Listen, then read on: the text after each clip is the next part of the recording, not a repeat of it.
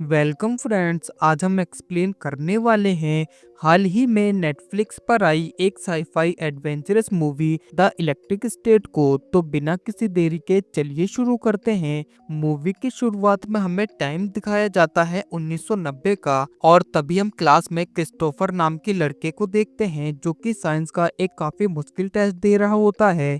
जिसके बाद जैसे ही टेस्ट खत्म होता है कि तभी वो अपनी बहन मिशेल के पास आता है जो कि क्लास के बाहर उसका इंतजार कर रही थी। और तभी क्रिस्टोफर उसे बताता है कि इस टेस्ट को कंप्लीट करने में आइंस्टाइन को भी 3 दिन लगे थे, लेकिन मैंने इसे सिर्फ आधे घंटे में ही सॉल्व कर दिया। ये सुनकर उसकी बहन काफी खुश होती है क्योंकि क्रिस्टोफर के इतने ज्यादा इंटेलिजेंट होने की वजह से उसे डायरेक्ट ही कॉलेज में एडमिशन मिल गया था। जिसके बाद मिशेल उससे कहती है कि अब तुम अपनी बाकी की पढ़ाई एक अच्छे से कॉलेज में जाकर कर सकते हो। जिस पर क्रिस्टोफर का कहना था कि इस टेस्ट को पास करने के कुछ टाइम बाद इन लोगों ने आइंस्टाइन के माइंड को प्रिजर्व कर लिया था ताकि ये लोग उस पर रिसर्च कर सके, और मैं नहीं चाहता कि ये लोग मेरे साथ भी यही करें, इसलिए मैं कॉलेज नहीं जाऊंगा। वहीं ये सुनकर मिशेल क्रिस्टोफर से कहती है कि ऐसा कुछ नहीं होगा, और तभी क्रिस्टोफर वहां एक आर्मी पर्सन से टकराता है जो कि उसकी टी शर्ट पर बने कॉस्मो रोबोट को देखकर उससे कहता है कि क्या तुम इन रोबोट्स को सपोर्ट करने वाले हो, क्योंकि जंग जल्दी ही शुरू होने वाली है। जिसके कुछ टाइम बाद हम देखते हैं कि जिन रोबोट्स को इंसानों ने अपने फायदे के लिए बनाया था वो अब खुद के लिए सोचने लगे थे, और अब इंसानों के रवैये को देख रोबोट्स को उनसे नफरत होने लगी। और तभी रोबोट्स के लीडर पीनट ने बाकी सभी रोबोट के साथ मिलकर इंसानों के खिलाफ जंग छेड़ दी। जिसके बाद सभी रोबोट्स ने ये फैसला किया कि वो अब इंसानों के लिए काम नहीं करेंगे, और अब क्योंकि ये रोबोट्स इतने ज़्यादा ताकतवर थे इसलिए आर्मी भी इनके सामने टिक नहीं पा रही थी, जिससे इंसान इस जंग को हारने लगे थे। वहीं काफी लंबे टाइम तक चली इस जंग में जब इंसान पूरी तरह से हारने वाले थे कि तभी हम ईथन स्ट्रेक नाम के एक साइंटिस्ट को देखते हैं जिसे रोबोट्स बिल्कुल भी पसंद नहीं थे। और तभी वो इन रोबोट्स को रोकने के लिए एक डिवाइस बनाता है जिन्हें नाम दिया गया न्यूरोकॉस्टर, जो कि इंसानों के द्वारा ही कंट्रोल होंगे, लेकिन जंग में एक रोबोट का सामना रोबोट ही करेगा। जिसके बाद हम देखते हैं कि न्यूरोकास्टर की मदद से इंसान कुछ ही टाइम में सभी रोबोट्स को हरा देते हैं। जिसके बाद इंसानों और रोबोट्स के बीच एक डील होती है जिसमें सभी रोबोट्स इंसानों से दूर रेगिस्तान में बने एक एक्सक्लूजन जोन में रहेंगे। वहीं जंग जीतने के कुछ टाइम बाद ईथन अपने न्यूरोकास्टर में कुछ बदलाव करता है जिससे इंसान का दिमाग एक ही टाइम पर दो जगह मौजूद रह सकता है। मतलब एक ही टाइम पर वो अपना काम भी कर सकता है और साथ ही घूमने भी जा सकता है। हालांकि उसका शरीर तो एक ही जगह रहेगा, लेकिन उसका दिमाग एक ही वक्त पर दो जगह मौजूद रह सकता है। जिसके बाद हमें सीन दिखाया जाता है 1994 का, जहां हम मिशेल को देखते हैं जो कि अब अपने स्कूल आती है। और तभी हम देखते हैं कि अब सभी स्कूलों में बच्चों को न्यूरोकास्टर से ही पढ़ाया जाता है, लेकिन मिशेल को ये सब पसंद नहीं था, इसलिए वो उस कास्टर को पहनने से मना कर देती है। वहीं ये देखकर स्कूल की प्रिंसिपल मिशेल को अपने पास बुलाती है और उससे कहती है कि क्लास में सभी बच्चों को न्यूरोकास्टर पहनना कंपलसरी है, और अब क्योंकि तुमने स्कूल के रूल्स को फॉलो नहीं किया है इसलिए तुम कल अपने पेरेंट्स को लेकर आओगे। लेकिन तभी मिशेल प्रिंसिपल को बताती है कि उसकी पूरी फैमिली एक कार एक्सीडेंट में मर चुकी है। ये सुनकर प्रिंसिपल को काफी बुरा लगता है। वहीं इतना कहकर मिशेल वहां से चली जाती है। जिसके बाद मिशेल अपने घर आती है जहां वो टेड नाम के एक बंदे के साथ रहती है जिसने एक्सीडेंट के बाद उसे अडॉप्ट कर लिया था। और वहीं टेड जो कि हमेशा ही अपने सर पर न्यूरोकास्टर लगा के रखता है, इसलिए मिशेल उसे बिल्कुल भी पसंद नहीं करती। वहीं रात को सोते टाइम मिशेल उस दिन को याद करती है जब वो अपने भाई के साथ घूमने गई थी, लेकिन जैसे ही वो सभी अपने घर वापस आ रहे थे कि तभी उनकी गाड़ी एक हिरन से टकरा जाती है। और जब हॉस्पिटल में मिशेल की आंख खुलती है तो उसे पता चलता है कि उस एक्सीडेंट में उसका भाई और उसके पेरेंट्स मर चुके हैं। और तभी अचानक से मिशेल की आंख खुलती है, जिसके बाद वो जैसे ही रूम से बाहर आती है कि तभी वो अपने सामने एक रोबोट को देखती है, जिसे देखने के बाद वो काफी ज्यादा डर जाती है और तभी वो इस बारे में बताने के लिए टैड के पास आती है, लेकिन टैड उस टाइम सो रहा होता है। वहीं ये देखकर मिशेल अब अपने रूम में आकर छिप जाती है, लेकिन वो रोबोट मिशेल का पीछा करते हुए उसके रूम तक आ जाता है और तभी मिशेल उस रोबोट को खुद से दूर रहने के लिए कहती है। लेकिन तभी वो रोबोट मिशेल को बताता है कि वो कोई और नहीं बल्कि उसका भाई क्रिस्टोफर है, लेकिन मिशेल को उसकी बातों पर यकीन नहीं होता और तभी टेड वहां आ जाता है, जो कि अपने घर में एक रोबोट को देखकर एकदम शॉक हो जाता है, क्योंकि जंग के बाद कोई भी इंसान अपने घर में रोबोट्स को नहीं रख सकता। और तभी वो इसके लिए मिशेल पर गुस्सा करने लगता है, जिसके बाद वो पुलिस को कॉल लगाता है उस रोबोट के बारे में बताने के लिए। लेकिन तभी मिशेल टेड को बेहोश कर देती है, क्योंकि उसे कहीं ना कहीं लग रहा था कि ये रोबोट उसका भाई है। इसलिए वो टेड की गाड़ी लेकर उस रोबोट के साथ वहां से निकल जाती है और काफी दूर आने के बाद वो उस रोबोट यानी क्रिस्टोफर से पूछती है कि तुम तो मर गए थे, जिस पर क्रिस्टोफर उसे बताता है कि वो मरा नहीं बल्कि अभी भी जिंदा है और उसकी असली बॉडी सेंटर के किसी लैब में है, जिसके बारे में डॉक्टर क्लार्क को पता है, जो कि चश्मा लगाता है। और तभी मिशेल को याद आता है कि एक्सीडेंट के बाद हॉस्पिटल में जिस डॉक्टर ने उसे क्रिस्टोफर के बारे में बताया था वो भी चश्मा लगाता था और शायद ये वही डॉक्टर है। जिसके बाद मिशेल क्रिस्टोफर से पूछती है कि ये डॉक्टर हमें कहाँ मिलेगा, तो क्रिस्टोफर मैप की मदद से उसे बताता है कि वो जगह एक्सक्लूजन जोन के बीचों बीच है, जहां वॉर के बाद सभी रोबोट्स को डाल दिया गया था। और अब मिशेल क्रिस्टोफर के साथ उस जगह जाने के लिए निकल जाती है। वहीं एक जगह आने के बाद क्रिस्टोफर देखता है कि न्यूरोकास्टर की वजह से इंसान अपने अस्तित्व को ही भूलता जा रहा है और तभी वहां एक ट्रक आकर रुकता है, जिसमें से हमारी मूवी का एक और लीड कैरेक्टर जॉन बाहर आता है, जो कि पहले एक फौजी हुआ करता था, लेकिन अब वो पैसे कमाने के लिए एक्सक्लूजन जोन से कीमती चीजों को लाकर इलीगल तरीके से लोगों को बेचा करता था। और आज भी वो यहाँ एक डील को करने आया था और तभी उसके पास किसी दूसरे आदमी का एक बोट आता है, जो कि यहाँ उससे काफी पुरानी गन खरीदने आया था। जिसके बाद जैसे ही उसे गन मिलती है कि तभी वो जॉन को पैसे देने से मना करता है और उसे जान से मारने की धमकी देने लगता है। वहीं ये सुनकर जॉन को गुस्सा आता है और तभी उसके ट्रक में मौजूद रोबोट उस दूसरे रोबोट को एक जोरदार झटका देकर वहीं मार देता है। वहीं मिशेल ये देखकर काफी हैरान थी, क्योंकि वॉर के बाद कोई भी इंसान रोबोट को अपने साथ नहीं रख सकता।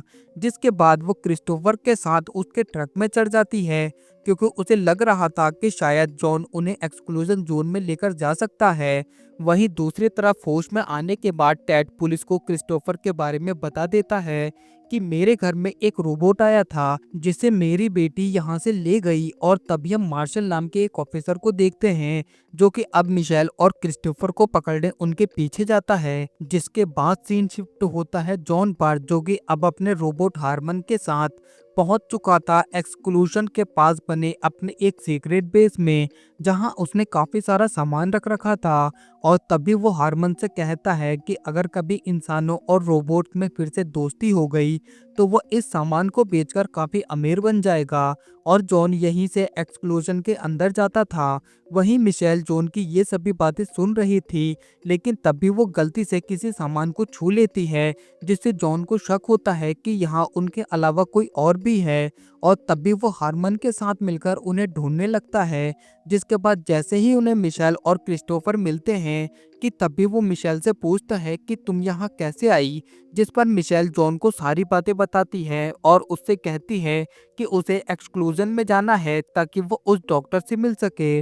वहीं ये सुनकर जॉन मिशेल से कहता है कि ये पॉसिबल नहीं है, क्योंकि इंसान वहां नहीं जा सकते और अगर तुम वहां गई तो तुम मर भी सकती हो। वहीं इनकी ये बातें चल ही रही थी कि तभी इनका पीछा करते हुए मार्शल भी वहां पहुंच जाता है, जो कि वहां आकर मिशेल से क्रिस्टोफर यानी उस कॉस्मो रोबोट के बारे में पूछने लगता है। लेकिन मिशेल उसे कुछ भी बताने से मना करती है और तभी हारमन मार्शल पर हमला करता है, मगर अब क्योंकि मार्शल काफी ज्यादा ताकतवर होता है है, इसलिए वो आसानी से उसके हमले से बच जाता है। जिसके बाद उन सभी के बीच एक जोरदार फाइट होती है, जिसमें वो सभी मार्शल को रोकने की कोशिश करते हैं, लेकिन तभी मार्शल अपनी एक गन से उस पूरी जगह को तबाह करने लगता है। वहीं ये देखकर जॉन समझ जाता है कि वो मार्शल को नहीं हरा पाएगा, इसलिए वो किसी तरह मार्शल को वहां फंसाकर उस जगह से निकल जाता है। लेकिन उनकी इस लड़ाई में जॉन का वो अड्डा पूरी तरह से तबाह हो जाता है। वही ये देखकर जॉन को काफी गुस्सा आता है और तभी वो मिशेल से कहता है कि ये सब तुम्हारी वजह से हुआ है, क्योंकि वो रोबोट तुम्हारा ही पीछा करते हुए यहाँ तक आया था और अब हम कितनी भी कोशिश कर लें हम यहाँ से बाहर नहीं निकल पाएंगे। लेकिन तभी मिशेल जॉन से कहती है कि जिस डॉक्टर को मैं ढूंढ रही हूँ उसे जरूर यहाँ से निकलने का रास्ता पता होगा। वही मिशेल की बातें सुनकर जॉन उसके साथ जाने के लिए मान जाता है और तभी हम देखते हैं कि जॉन के पास हारमन का एक काफी बड़ा रूप मौजूद होता है, जिसके बाद हारमन उन सभी को एक वैन में बैठाकर वहां से जाने लगता है। और तभी मिशेल जॉन से पूछती है कि तुम्हें ये रोबोट कहाँ से मिला। तो जॉन मिशेल को बताता है कि रोबोट से जंग के दौरान मैं काफी घायल हो गया था और उस टाइम इसी ने मेरी जान बचाई थी और तभी से हम दोनों साथ हैं। जिसके बाद हम देखते हैं कि अब वो सभी टेबल टॉप स्टोन के पास पहुंच चुके थे, जहां उन्हें वो डॉक्टर मिलने वाला था। वही जैसे ही वो सभी लोग आगे बढ़ते हैं कि तभी कुछ रोबोट्स उन पर फ्रिज और बाकी चीजों से हमला कर देते हैं, जिससे हारमन का बैलेंस बिगड़ जाता है और तभी वो सभी नीचे गिर जाते हैं। जिसके बाद वो सभी रोबोट उन्हें पकड़कर अपने बॉस के पास ले जाते हैं, जो कोई और नहीं बल्कि पीनट होता है, जो कि जंग के टाइम सभी रोबोट्स का लीडर था। और तभी पीनट उन सभी से कहता है कि तुम सब यहाँ क्यों आए हो, क्योंकि अगर तुम्हारी गवर्नमेंट को पता चला तो वो फिर से हमारे ऊपर हमला कर देंगे। लेकिन तभी मिशेल पीनट को सारी बातें बताती है और उससे कहती है कि मेरे भाई की असली बॉडी सेंटर में कहीं पर है। जिस पर पीनट मिशेल से कहता है कि आखिर सेंटर तुम्हारे भाई की बॉडी का क्या करेगा। तो मिशेल उससे कहती है कि इस सवाल का जवाब हमें सिर्फ वो डॉक्टर ही दे सकता है और उसी के लिए हम यहाँ आए हैं।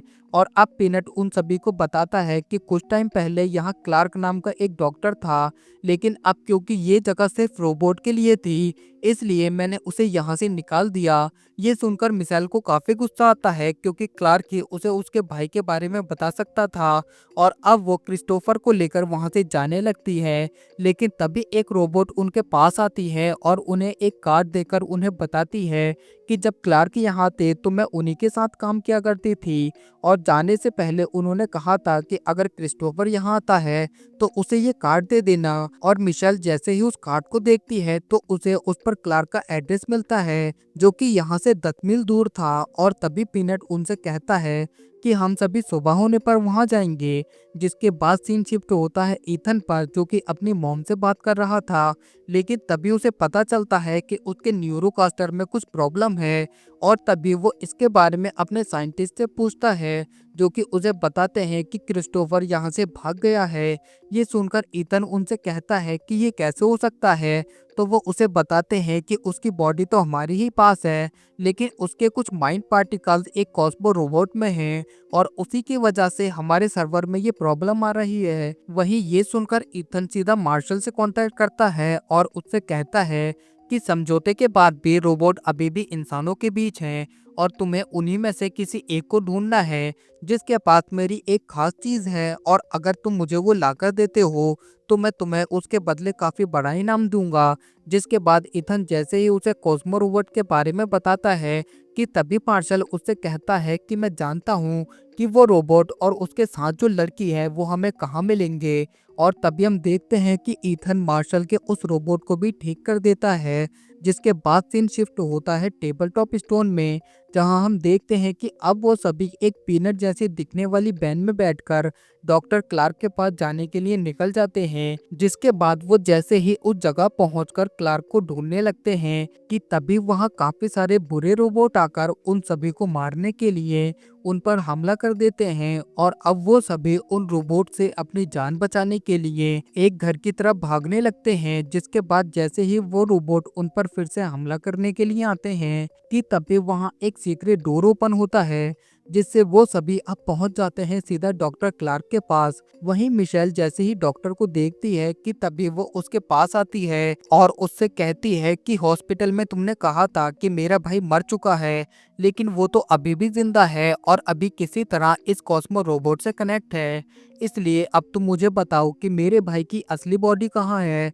और अब क्लार्क उन सभी को सच्चाई बताने लगता है कि 3 साल पहले जब इंसानों और रोबोट के बीच जंग चल रही थी तो उसमें इंसान लगभग हार ही चुके थे, लेकिन तभी हमें क्रिस्टोफर मिला जिसका दिमाग एक आम इंसान के दिमाग से काफी ज्यादा पावरफुल था, लेकिन वो उस टाइम कोमा में था। वहीं जब ईथन को इसके बारे में पता चला तो उसने क्रिस्टोफर के माइंड पार्टिकल का यूज करके न्यूरोकास्टर बनाए, जिनकी मदद से इंसानों ने बड़ी ही आसानी से रोबोट्स को हरा दिया। वहीं जंग खत्म होने के कुछ टाइम बाद क्रिस्टोफर कोमा से बाहर आ गया और तभी मैंने इसके बारे में ईथन को बताया और उससे कहा कि वो क्रिस्टोफर को जाने दे, लेकिन ईथन ने मेरी बात नहीं मानी और मुझसे कहा कि वो क्रिस्टोफर पर और भी नए नए एक्सपेरिमेंट करेगा, क्योंकि क्रिस्टोफर सभी इंसानों से काफ़ी अलग है।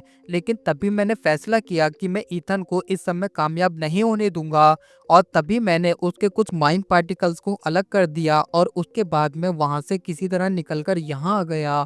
और तभी मिशेल क्लार्क से पूछती है कि अभी उन्होंने उसके भाई को कहाँ रखा है, जिस पर क्लार्क उन्हें बताता है कि क्रिस्टोफर की बॉडी को ईथन ने सेंटर की मेन बिल्डिंग में रखा है। वहीं इन सभी की ये बातें चल ही रही थी कि तभी हम देखते हैं कि वहां उन सभी का पीछा करते हुए मार्शल भी पहुंच चुका था ताकि वो क्रिस्टोफर को ईथन के पास लेकर जा सके। लेकिन तभी हम देखते हैं कि वहां मार्शल को रोकने के लिए पीनट आता है, जो कि अब मार्शल से फाइट करने लगता है। लेकिन मार्शल जो कि काफी ज्यादा ताकतवर होता है, इसलिए वो बड़ी ही आसानी से पीनट को हरा देता है।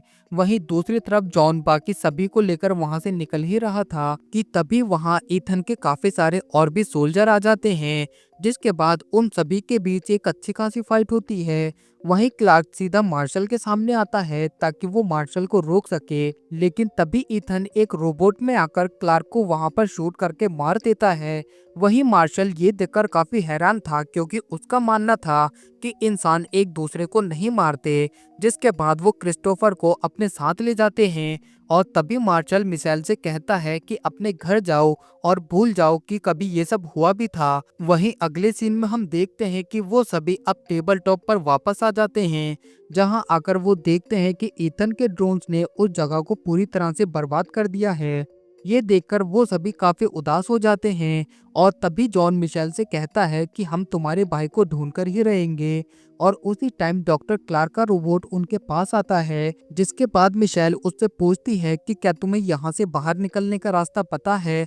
तो वो रोबोट उन सभी से कहता है कि वो सभी को यहाँ से बाहर निकाल सकता है और साथ ही वो ये भी जानता है कि ईथन ने क्रिस्टोफर को कहाँ रखा है और वो सभी ईथन को कैसे हरा सकते हैं। जिसके बाद वो उन सभी को बताता है कि सेंटर का पूरा सिस्टम और साथ ही वो सभी ड्रोन्स क्रिस्टोफर के माइंड से कनेक्ट हैं और अगर हमने किसी तरह क्रिस्टोफर के माइंड को मेन फ्रेम से अलग कर दिया तो ईथन के सभी ड्रोन्स काम करना बंद कर देंगे। और तभी मिशेल उन सभी से कहती है कि हमें ईथन को हराने के लिए करना ही होगा।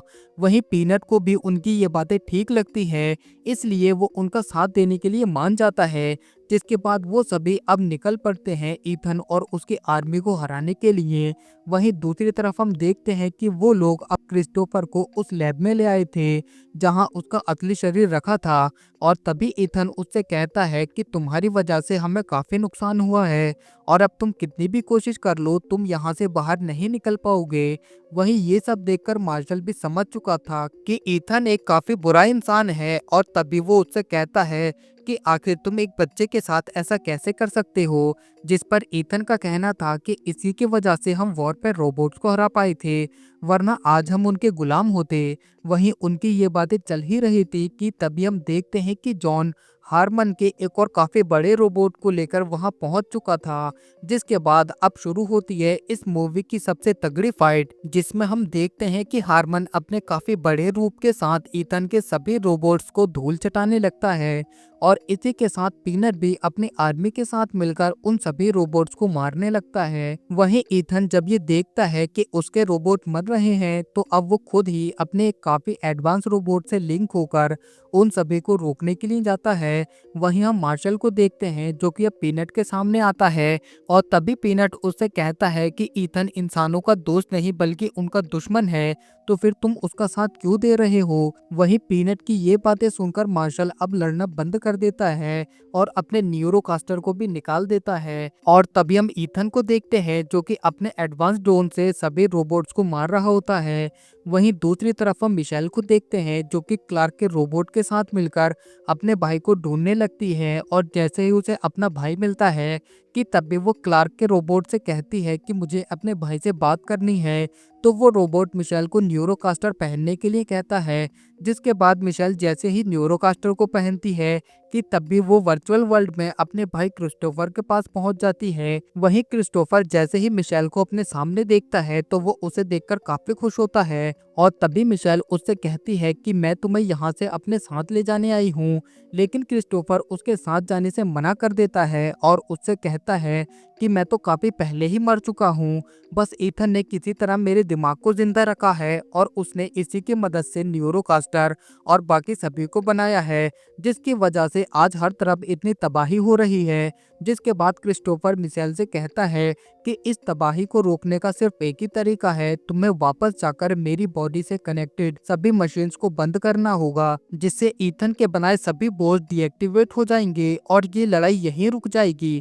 और तभी हम देखते हैं कि मिशेल क्रिस्टोफर की बात मानकर वापस आ जाती है और उन सभी मशीन्स को ऑफ कर देती है और उसके ऐसा करते ही ईथन के बनाए सभी बोर्ड डीएक्टिवेट हो जाते हैं। लेकिन इसी के साथ क्रिस्टोफर भी यहाँ पर मारा जाता है। वहीं ईथन का ड्रोन डीएक्टिवेट होने से पहले हारमन पर हमला कर देता है, जिसमें हारमन मारा जाता है। वहीं ये देखकर जॉन को काफी गुस्सा आता है और तभी वो उससे कहता है कि ये तुम ही तो मेरे सच्चे दोस्त थे और अगर तुम्हें कुछ हो गया तो मैं कैसे जीऊंगा। लेकिन तभी हारमन वहां पर अपने सबसे छोटे रूप में बाहर आता है और जॉन से कहता है कि मैं अभी भी जिंदा हूँ। वहीं हारमन को जिंदा देख जॉन काफी खुश होता है, जिसके बाद वो सीधा मिशेल के पास आता है और उसे बताता है कि हम ये जंग जीत चुके हैं। वहीं ईथन की सच्चाई जैसे ही सभी लोगों के सामने आती है कि तभी पुलिस ईथन को अरेस्ट करके जेल में डाल देती है। जिसके बाद हम देखते हैं कि मिशेल एक इंटरव्यू देती है जिसमें वो सभी से कहती है कि ईथन के न्यूरोकास्टर ने सिर्फ रोबोट्स को ही नहीं हराया था, बल्कि उनकी वजह से हम अपने नॉर्मल लाइफ को भी जीना भूल चुके थे। लेकिन अब क्योंकि उसके भाई क्रिस्टोफर की वजह से ईथन के सभी न्यूरोकास्टर बेकार हो चुके हैं, इसलिए हम सभी इंसानों को अपनी लाइफ को फिर से नॉर्मल तरीके से जीना सीखना होगा, क्योंकि यही चीजें हमें बाकियों से अलग बनाती हैं। और इसी के साथ ये शानदार मूवी यहीं खत्म हो जाती है। जिसके बाद इस मूवी के पोस्ट क्रेडिट सीन में हम देखते हैं कि वो कॉस्मो रोबोट अभी भी जिंदा होता है, यानी उसके अंदर अभी भी क्रिस्टोफर के पार्टिकल्स मौजूद होते हैं। और यहीं पर ये मूवी फाइनली खत्म हो जाती है। गाइज, आपको ये मूवी कैसी लगी मुझे लाइक कमेंट करके ज़रूर बताएं। और अगर आप मेरे चैनल पर नए हैं तो चैनल को भी सब्सक्राइब कर दें। बाकी मिलते हैं ऐसी और अमेजिंग मूवी के साथ। Thank you.